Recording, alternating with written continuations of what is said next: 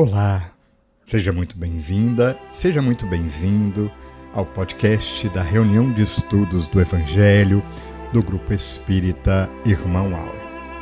Hoje estamos no nosso episódio de número 248 e como é o dia mais próximo que antecede o Natal, como todo ano, faremos aqui o nosso especial de Natal.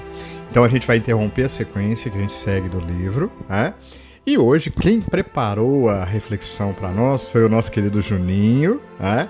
Uma surpresa até para mim, uma surpresa boa, um presente para todos nós, numa reflexão que ele intitulou, olha, Alma de Poeta, gente, olha o título, O Caminho da Estrela. O que será que ele vai trazer para nós? Vamos manter o suspense, já garanto que está muito boa a reflexão, como sempre, provocativa, muitas questões, mais perguntas do que respostas, do jeitinho que a gente gosta. Agradecendo ao Juninho por esse especial de Natal, daqui a pouquinho a gente vai ouvir junto. Eu aproveito para informar que por conta dos recessos de final de ano, não teremos a nossa live nem hoje, que antecede o Natal, nem na próxima semana, que antecede o Ano Novo. Voltaremos então na terceira semana com a sequência normal. Aguardem, porque para a semana que vem a gente também vai preparar algo com muito carinho de especial para todos nós, né? Então hoje a gente vai refletir sobre o caminho da estrela, né? E como é tudo especial, a gente vai fazer o seguinte: depois das reflexões que o Juninho preparou com a gente, que a gente vai escutar juntinho, com aquele quentinho no coração, nós vamos reprisar, porque eu acho que a gente já passou aqui. Gente, mas como é muito bom, eu acho que compensa a gente assistir de novo. No final, a gente vai pedir licença para Maria Dolores, que a gente não vai ter o nosso momento de oração tradicional hoje, mas a gente vai passar um vídeo que foi exibido pelo canal do Miudinho do Aloysio Elias, né, que tem muito a ver com o nosso tema de hoje, tá? Vou deixar no suspense também, fique aí até o final, vale muito a pena, né? É um vídeo curtinho, de 2 minutos, com música de fundo, e a gente aproveita toda essa preparação especial que, mais uma vez, foi feito por toda a equipe com muito carinho para você que está aí nos acompanhando, que está aí nos escutando, né? A gente aproveita as vibrações de Natal, esse calor fraterno que invade toda a sociedade, né? Para que a gente possa sintonizar aqui nos nossos estudos, mais uma vez, com as vibrações do Evangelho à luz da doutrina espírita. Aproveitamos aqui para já antecipar toda a nossa gratidão a você que nos acompanha, a toda a equipe. É uma equipe já constituída que participa conosco da elaboração dos estudos, da preparação do podcast, da edição dos áudios, dos vídeos, da preparação de cartazes. É muito gostoso. A gente aproveita para agradecer a Deus pela bênção do trabalho, pela bênção da doutrina espírita, né? Das vibrações do Evangelho e de Jesus, nosso mestre de todas as horas. Estou me delongando mais porque o carinho é muito grande, mas chegou a hora de mais uma vez, e agora com uma entonação, com um carinho especial, a gente te convida. Vamos ouvir? Olá! Começo desejando um bom dia, boa tarde, boa noite a você e dizendo que estamos muito felizes em tê-lo aqui conosco para mais um estudo do Evangelho. Para começarmos, trago o trecho final da mensagem de Emmanuel registrado na abertura da obra Palavras de Vida Eterna, que possa ser a nossa prece inicial neste encontro. Reunidos, pois, a fim de ouvir-te as lições claras e simples, nós te pedimos entendimento.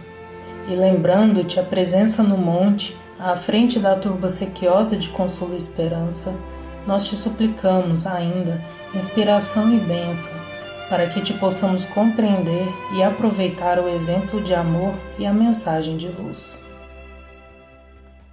Para começarmos, quem nunca ouviu a música natalina que diz: "Então é Natal, e o que você fez? Um ano termina e nasce outra vez." Essa música natalina nos apresenta alguns questionamentos. Chegou o Natal, o que fiz até aqui? O que deixei de fazer? Quais resoluções consegui cumprir? Pode ver que tudo se liga ao movimento, ao fazer, ao acontecer. E na história que abordaremos hoje não é diferente, pois acompanharemos um movimento, a viagem de pessoas a caminho de um encontro com local e hora marcada. Não nos demoremos, então. O capítulo 2 do Evangelho de Mateus não nos dá muito detalhe sobre quem eram os magos que visitaram Jesus recém-nascido. O versículo 1 nos conta apenas que, tendo Jesus nascido em Belém da Judéia, nos dias do rei Herodes, eis que magos vieram do Oriente para Jerusalém. As Escrituras não especificam o local exato de onde os magos vieram ou qual a distância até Jerusalém, mas percebemos que eles ouviram o chamado e o atenderam.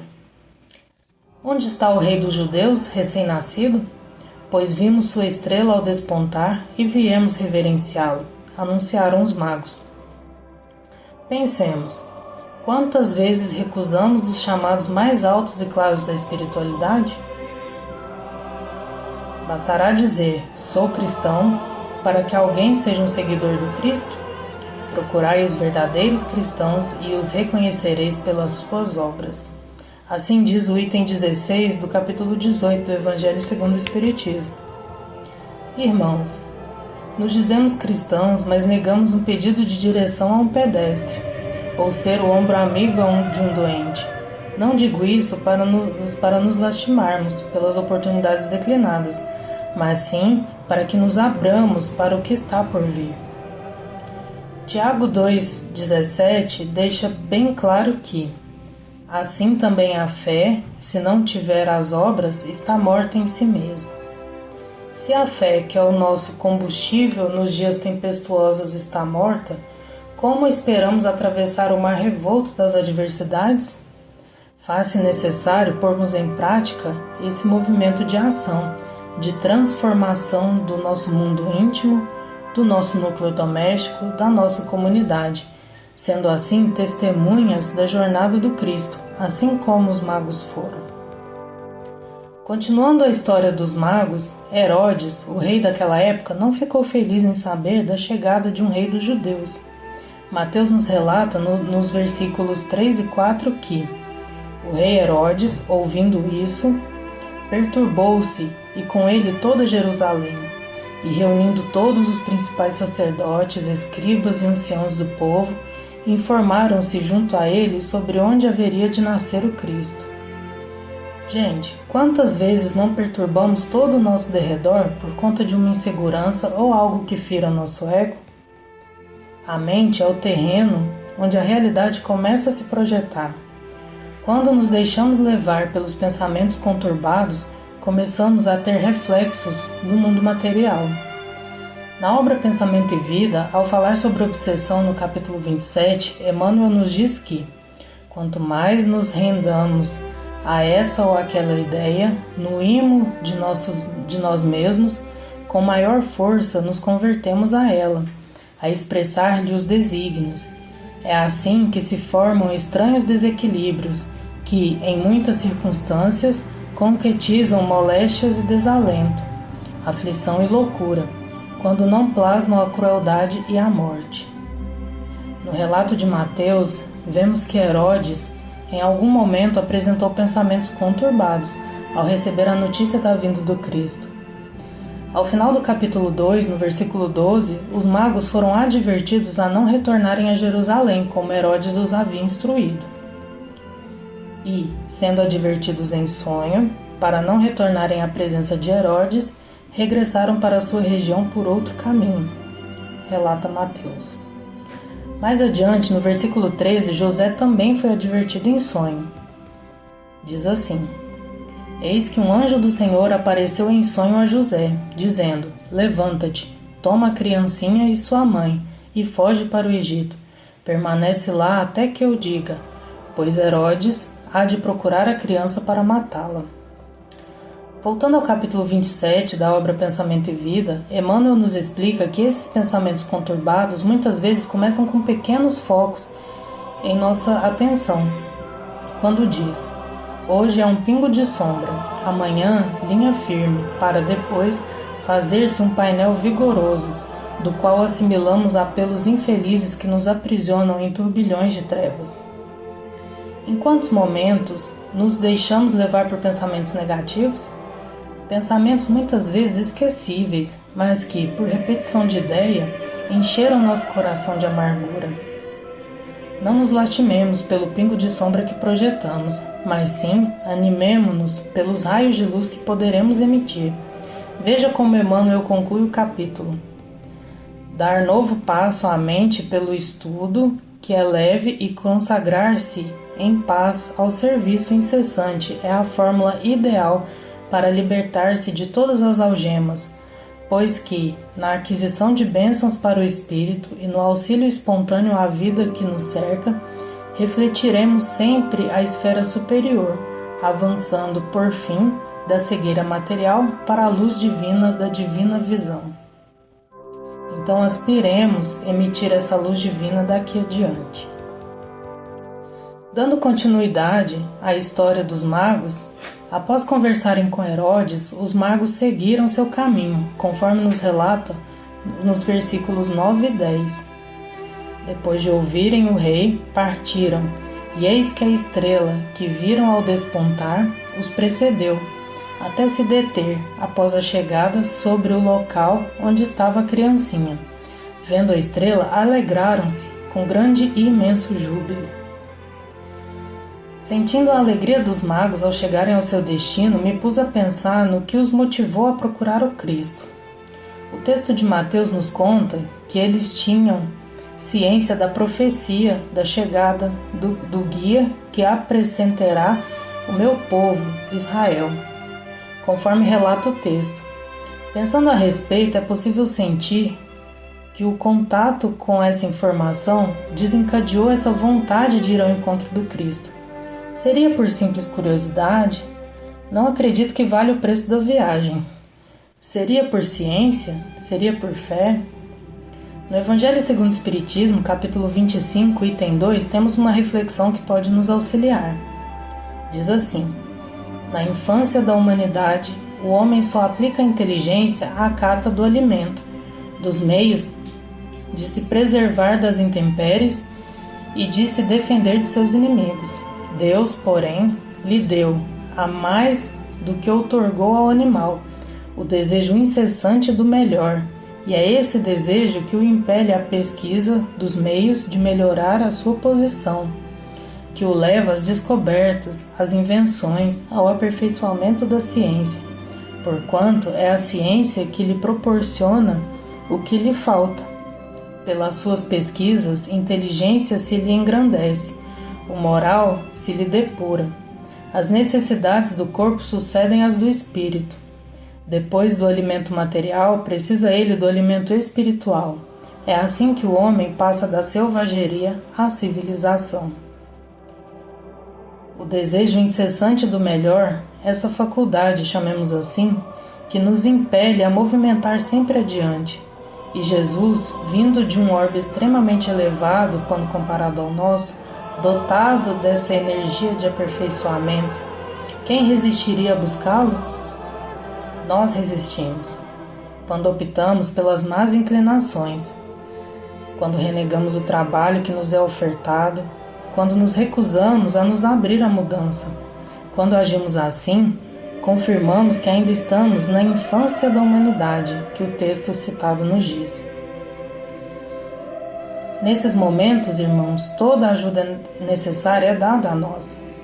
Assim como a estrela guiou os magos até Cristo, toda a espiritualidade, em suas diferentes frentes de atuação, estão prontas a nos socorrer. Ainda no capítulo 25 do Evangelho segundo o Espiritismo, nos diz que Pedi a luz que vos clareie o caminho, e ela vos será dada. Pedi forças para resistirdes ao mal, e as tereis. Pedi a assistência dos bons espíritos, e eles virão acompanhar-vos, e, como os anjos de Tobias, vos guiarão. Pedi bons conselhos, e eles vos serão jamais recusados. Batei à nossa porta, e ela se vos abrirá. Não sabemos ao certo o que motivou os magos a irem ao encontro de Jesus, mas eles buscaram e o encontraram. Que a partir de hoje possamos nos despir a vestimenta de orgulho que nos pesa aos ombros e pedir a ajuda que de tão bom grado nos é ofertada, e assim irmos de encontro à nossa estrela. Na sequência, o Evangelho de Mateus nos relata que, entrando na casa, viram a criancinha com Maria, sua mãe, e prostrando-se, a reverenciaram. Então, abrindo seus tesouros, ofertaram-lhe dádivas, ouro, incenso e mirra. Ao chegarem ao destino, os magos prestaram reverência e ofertaram dádivas ao menino Jesus. Não nos compete agora destrinchar os significados das ofertas. Vamos nos ater ao fato de que eles se despuseram daquilo que compunha seu tesouro. Pensando em viagens, carregamos apenas o essencial, a fim de não gerarmos grandes volumes de carga. Assim, se carregaram consigo esses itens ao longo de todo esse trajeto, pode nos indicar que estavam carregado de significado e valor. Quando lemos o Evangelho segundo o Espiritismo, capítulo 1, item 3, ele nos mostra que Jesus não veio destruir a lei, isso é, a lei de Deus, veio cumpri-la, isto é, desenvolvê-la, dar-lhe o verdadeiro sentido e adaptá-la ao grau de adiantamento dos homens. Nesse sentido, Jesus nos deixou como mandamento apenas, entre muitas aspas, duas coisas: amar a Deus acima de todas as coisas e ao próximo como a si mesmo. Foi só o que ele pediu para nós. Pensando nisso, ofertamos a Cristo o melhor de nós? Finalizando a passagem dos magos, o Evangelho de Mateus nos conta que eles regressaram para a sua região por outro caminho. Seguindo a orientação que lhes fora dada em sonho, no versículo 8, Herodes havia solicitado aos magos que investigassem o menino Jesus e o informassem. No entanto, ao seguirem por outro caminho, não compactuaram com o pensamento conturbado de Herodes e não se indispuseram com os planos da espiritualidade para Jesus. Assim devemos ser em nossa vida, quando não tivermos o que fazer para auxiliar, que não atrapalhemos. Lembremos que cada decisão, ação tomada, é um caminho que se cria e nossas ações geram reações. Que reações geramos até hoje? E que reações esperamos gerar daqui para frente? Meus irmãos, finalizando essa viagem no caminho da estrela de Belém, vemos que a visita dos magos a Jesus é um dos momentos mais lembrados ao se falar do nascimento do Cristo. Mas o que objetivamos mostrar hoje é que uma simples viagem e entrega de presentes pode nos dizer muito sobre objetivos, sobre conduta, clareza de pensamento, oferta verdadeira, entre outras N interpretações que o texto pode nos ofertar. Que o caminho da estrela possa ser essa busca por significado, por entendimento. Nesse Natal, que suas esperanças possam ser renovadas e que a luz do Cristo ilumine seu lar, trazendo todo o amor e acolhimento que ele carrega consigo. Então fique em paz e um Feliz Natal.